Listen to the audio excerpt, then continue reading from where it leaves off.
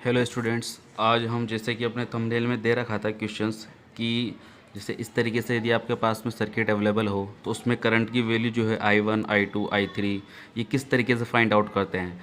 तो पहला तो ये कि आप KVL लूप लगाओ, ठीक है। KVL यूज़ करो, आप KVL का यूज़ करो, ठीक है, या फिर आप KCL यूज़ करो।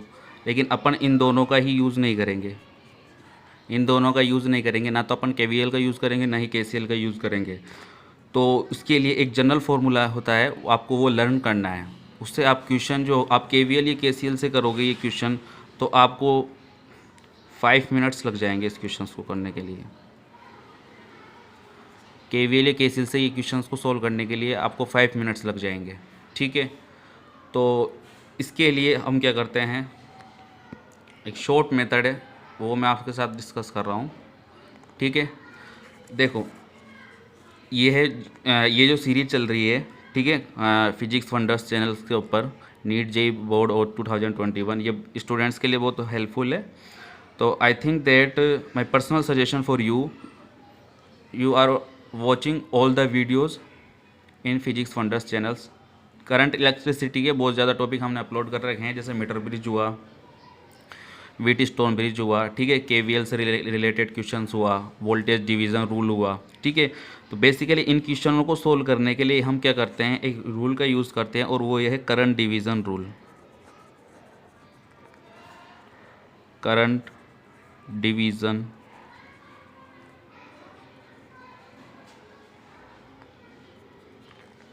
रूल, करंट डिवीज़न रूल है आपके पास में, इसको अपन यूज़ करते हैं। इसको जनरली CDR भी बोलते हैं, करंट डिवीज़न रूल का यूज़ करते हैं।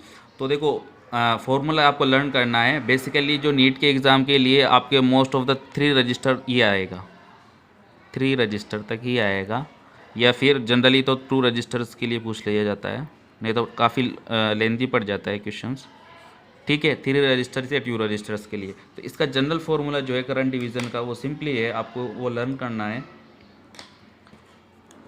तो देखो, उसके लिए क्या है, जैसे आपको I1 करंट की वैल्यू फाइंड आउट करनी है, I1 की वैल्यू आपको फाइंड आउट करनी है, तो आप क्या करोगे, 1 upon resistance R1, 1 upon resistance R1 divided by जितने भी रजिस्टेंस है आपके दोनों सर्किट, ये करंट सोर्स होता है, ये वोल्टेज सोर्स होता है, ठीक है। This is a current source and that is a voltage source. तो यहाँ पर देखो 1/R1 plus 1/R2 plus 1/R3 1/Rn into total current I। यहाँ से टोटल करंट I सप्लाई हो रही है, या फिर यहाँ पर देख लो आप, यहाँ पर भी करंट कितनी सप्लाई हो रही है, I करंट सप्लाई हो रही है, ठीक है। तो ये फॉर्मूला आपको जनरली याद रखना है, ठीक है। लेकिन ये सब टीचर पढ़ाते हैं जनरली ये फॉर्मूला, लेकिन इसका भी एक शॉर्टकट जो है, वो शॉर्टकट क्या है, यदि 2 रजिस्टर अवेलेबल हो, ओनली कितने रजिस्टर अवेलेबल हो, 2 रजिस्टर, 2 रजिस्टर अवेलेबल हो, तो उसके लिए 2 रजिस्टर्स के लिए जो आपकी जो शॉर्ट ट्रिक रहेगी, 2 रजिस्टर्स के लिए आपकी जो शॉर्ट ट्रिक रहेगी वो क्या रहेगी, आपको जैसे कि I1 फाइंड आउट करना है। जैसे कि मैं यहाँ पर एक क्वेश्चन के थ्रू आपको समझाता हूँ शॉर्ट ट्रिक के लिए क्या रहेगा। देखो, जैसे I1 आपको निकालना है, तो उसके लिए आप क्या करोगे, इस क्वेश्चन को ले लेते हैं, इस क्वेश्चन के रिगार्डिंग अपन समझते हैं। जैसे कि ये क्वेश्चन है आपके पास में, इसने I की वैल्यू दे रखी है 40 मिली एम्पियर दे रखी है, 5 किलो ओम रजिस्टेंस है, यहाँ पे 15 किलो ओम रजिस्टेंस है। तो 2 रजिस्टर्स के लिए, फॉर 2 रजिस्टर आपको क्या करना है, I1 फाइंड आउट करना है आपको। तो आप क्या करोगे, इस रजिस्टेंस को मैंने क्या मान लिया, R1 मान लिया, और इस रजिस्टेंस को मैंने क्या मान लिया, R2 मान लिया, फाइन। तो यहाँ पर आप क्या करोगे ऐसे केस के अंदर, तो देखो आपको R1 के अंदर करंट फाइंड आउट करनी है, तो आपको R1 नहीं लिखना, आपको क्या लिखना है, R2 लिखना है। R2 total resistance R1 plus R2 into I, ठीक है। अब सेम केस I2 के लिए क्या करोगे, R2 नहीं लिखोगे, आपको लिखना क्या होगा, R1 लिखना होगा, R1 1/R1 plus R2 into I। कुछ स्टूडेंट्स के डाउट्स हो गए, ये सर ये कैसे आया, तो इसको जस्ट अपन समझाएंगे अभी, लेकिन ये क्वेश्चंस कर देता है। देखो कितनी जल्दी सोल्व होता है क्वेश्चंस। तो यहाँ पर देखो, जैसे मुझे I1 निकालनी है, तो R1 की वैल्यू कितनी है, 5 किलो ओम, ठीक है, सॉरी अपन को इनके निकालना I1 निकालना, तो रेजिस्टेंस कौन सा लेना है अपन को, R2 लेना। R2 कितना है 15 अपॉन, देखो उसके बाद में total resistance R1 plus R2 कितना हो गया 20 इंटू टोटल करंट कितनी है 40। तो यहाँ से अपने पास में I1 की जो वैल्यू आएगी, इसको कट आउट कर देते हैं, 2 times 30 milli ampere.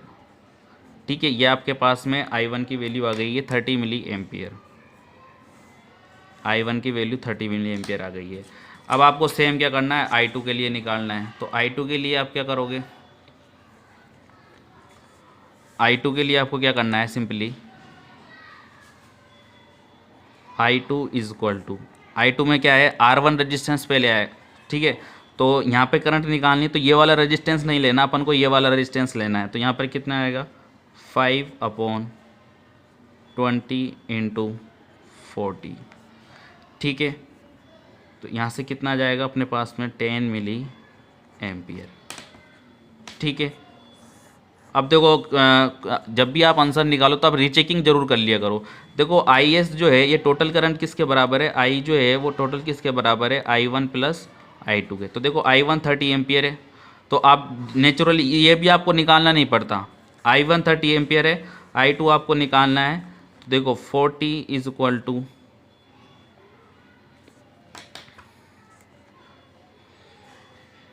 30 plus I2, तो I2 की वैल्यू कितनी आ गई आपके पास में 10 एम्पियर।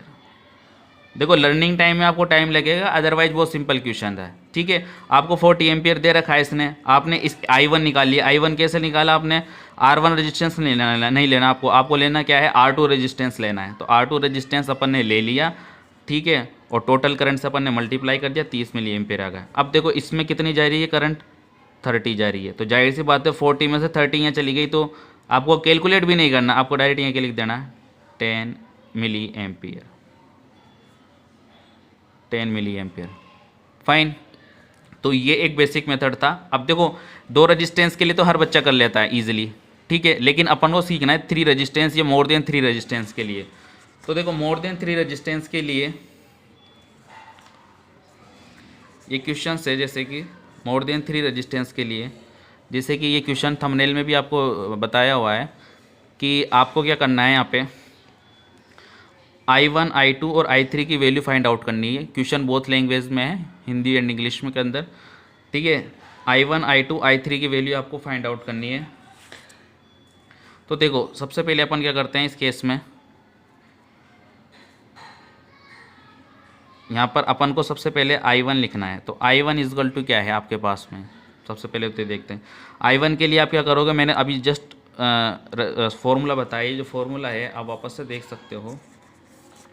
फॉर्मूला जो है वो क्या है, R1 निकालना है तो 1/R1 करोगे, ठीक है। वो जो फॉर्मूला था वो 2 रेजिस्टेंस के लिए था, और जनरल फॉर्मूला क्या है 1/R1 upon 1/R1 plus 1/R2 plus 1/R3। तो यहाँ पर देखिए आप,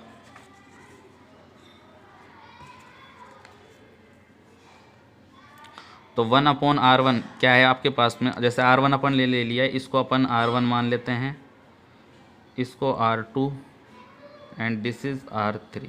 तो अपन को बताए I1 is equal to 1/R1 is equal to 1/R1 plus 1/R2 plus 1/R3, ठीक है बच्चों, इनटू टोटल करंट। ये फॉर्मूला अपन को लगाना है, ठीक है।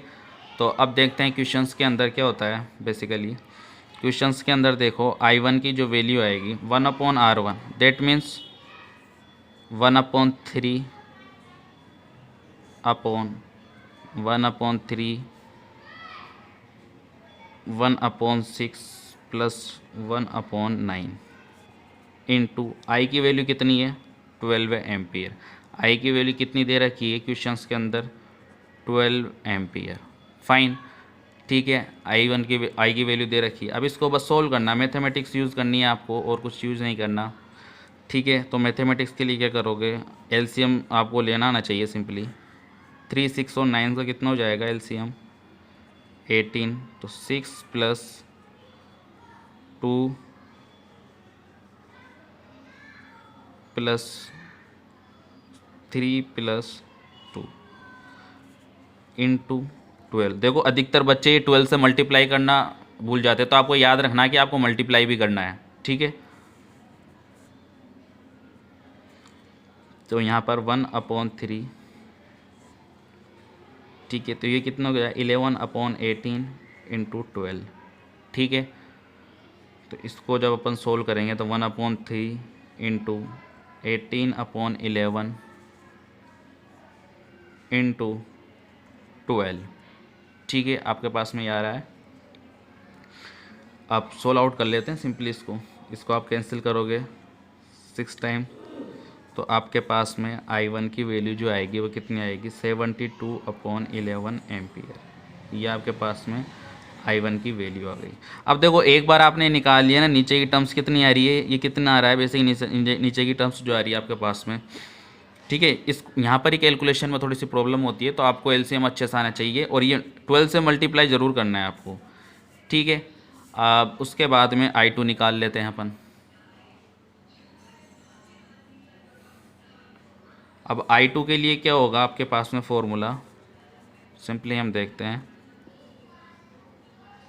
I2 इज इक्वल टू क्या होगा आपके पास में 1/R2 upon 1/R1 plus 1/R2 plus 1/R3।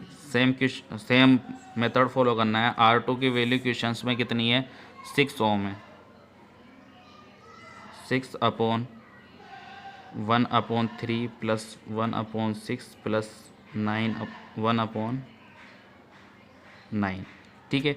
अब देखो यहाँ से कितना आ रहा था 11/18 आ रहा था ना इनका लेने में, तो डायरेक्ट आप लिख दो यहाँ पे, आप डायरेक्ट लिख दो कितना आ जाएगा 1/6, ठीक है। आप क्या लिख दो, इनका जब एलसीएम लेकर करोगे तो कितना आ रहा है 11/18 आ रहा है यहाँ पे, ध्यान से देखो सभी बच्चे,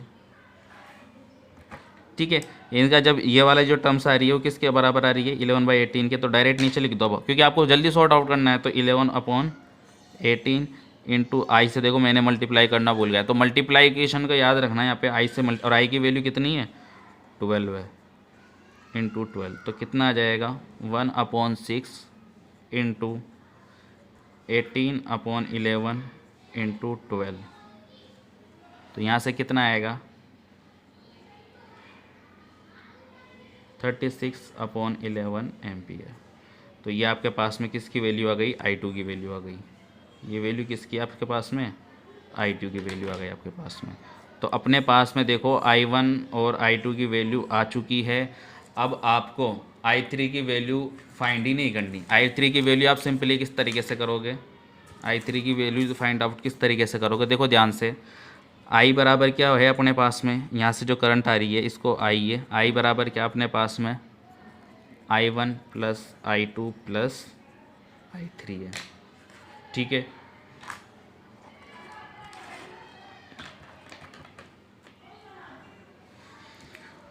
तो देखते हैं I की वैल्यू कितनी है 12 ampere is equal to I1 की वैल्यू कितनी आई है आपके पास में 72/11, I2 की वैल्यू कितनी आई है 36/11 प्लस I3, तो 12 इज इक्वल टू यहाँ पे देखो कितना आ जाएगा ये 108/11 प्लस I3, ठीक है।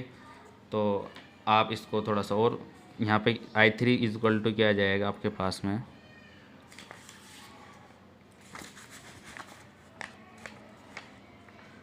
I3 इज इक्वल टू आपके पास में आ जाएगा 12 माइनस 108/11। तो आप इसको मल्टीप्लाई करोगे तो I3 की वैल्यू कितनी आएगी 132 माइनस 108/11। तो I3 इज इक्वल टू कितना आ जाएगा आपके पास में 24/11 एम्पियर, ठीक है। तो ये आपके पास में I3 की वैल्यू आ गई है। I2 की वैल्यू आपके पास में 36/11 एम्पियर है और I1 की वैल्यू आपके पास है 72/11 एम्पियर, ठीक है। जब भी ऐसा क्वेश्चंस आए तो आपको पर्सनल सजेशन है, आप इसकी रीचेकिंग करके तीनों को ऐड करके आपके कितना आना चाहिए 12 एम्पियर आना चाहिए, तो आपका क्वेश्चन ठीक है। देखो इस वक्त आप लर्निंग स्टेज में हो, तो लर्निंग स्टेज में आपको टाइम लगेगा, लेकिन जब आप प्रैक्टिस कर लोगे इस पर तो आपको इन्हीं क्वेश्चनों को सोल्व करने में ज़्यादा से ज़्यादा आपको 1 मिनट भी नहीं लगेगा। देखो एक क्वेश्चन और ट्राई करते हैं अपन, ठीक है। तो आई थिंक दैट ये क्वेश्चन आपको क्लियर हो गया होगा। फिर भी आपको कोई भी डाउट्स होना तो आप कमेंट सेक्शन में कमेंट करना मुझे। तो एक दो क्वेश्चन और ले लेते हैं सिंपली अपन।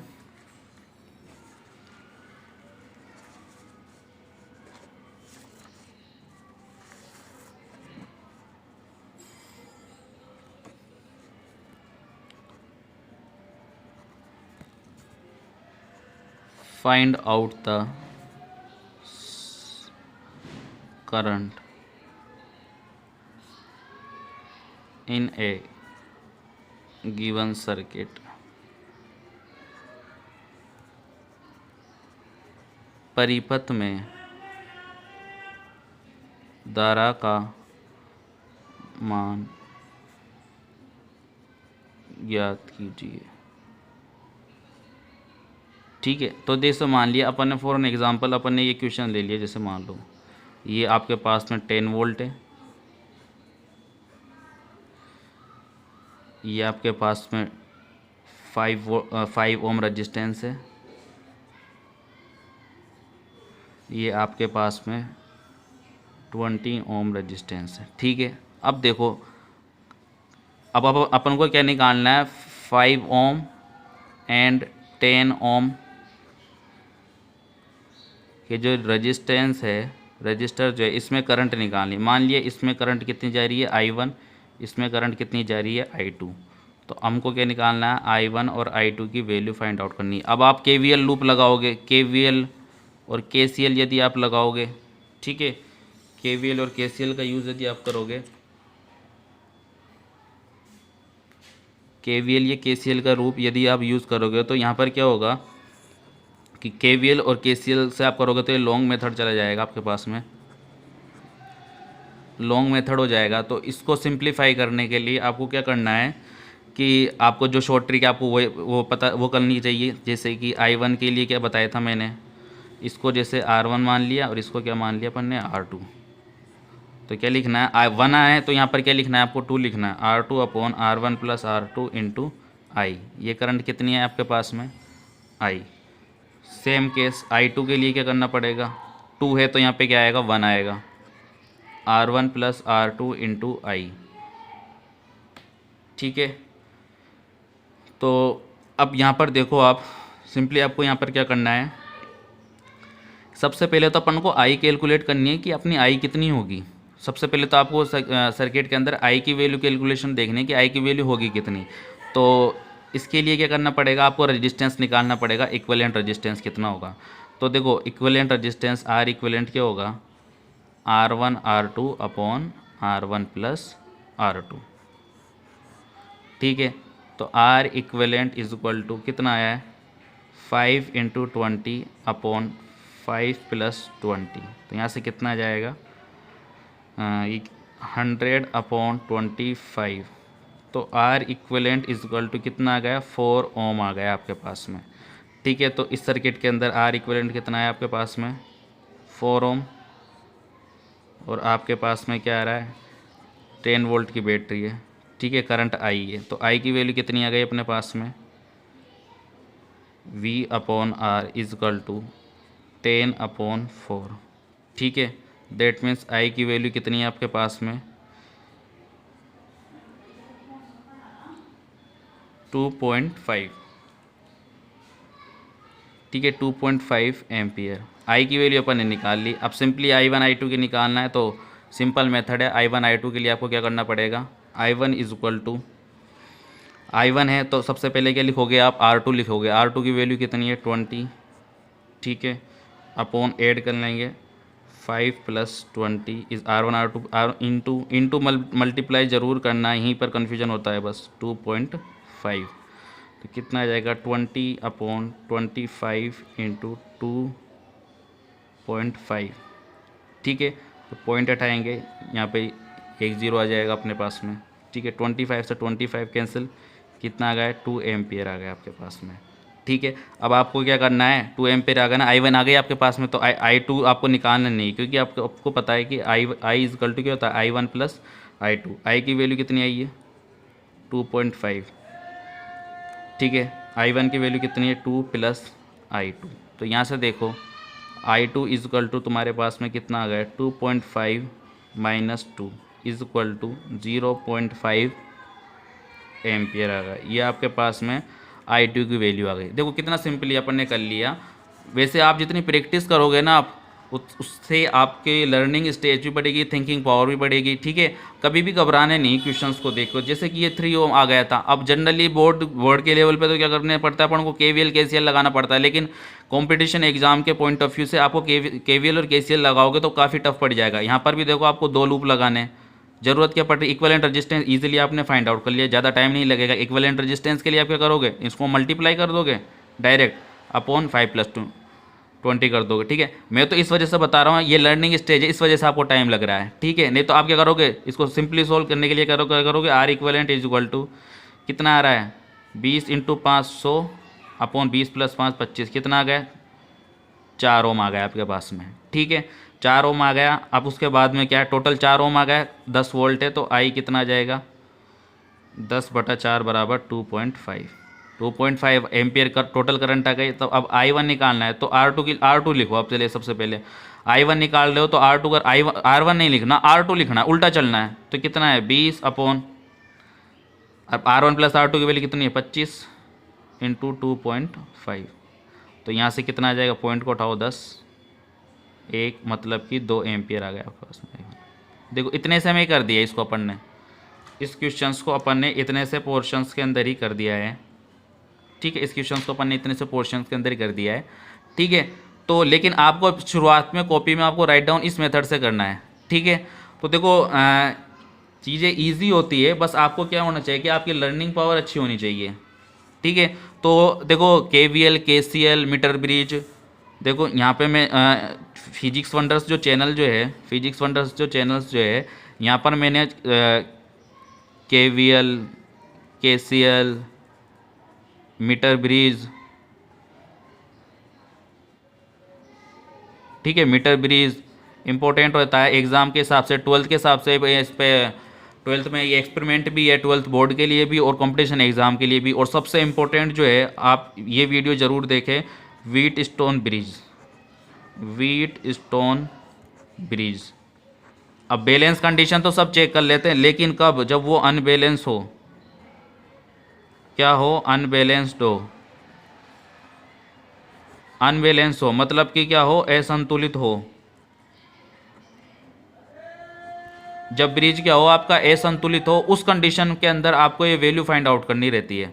ठीक है, उस कंडीशन के अंदर आपको करंट की वैल्यू फाइंड आउट करनी रहेगी।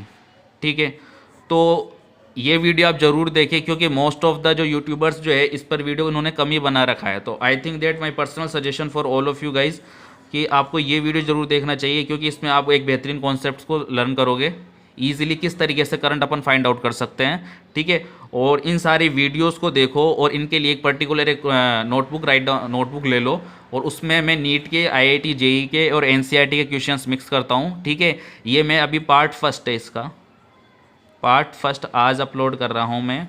ठीक है, और पार्ट सेकंड जो है मैं कल अपलोड करूँगा, इसका पार्ट सेकंड। ठीक है, पार्ट फर्स्ट ये है आपके पास में, पार्ट सेकंड मैं कल अपलोड कर दूंगा। ठीक है, तो आपको ये वाला वीडियो ज़रूर देखना है। और उसके अलावा आपको KVL KCL मीटर ब्रिज, इनकी जो शॉर्ट ट्रिक जो है, देखो लॉन्ग मेथड से सब करते हैं, लेकिन शॉर्ट ट्रिक जो है आपकी वो यहीं से कवर हो पाएगी आपकी। ठीक है, तो लॉन्ग मेथड को आप ना अपनाएं, शॉर्ट मेथड को आप अपनाएं। ठीक है, thank you all of you guys for watching the video.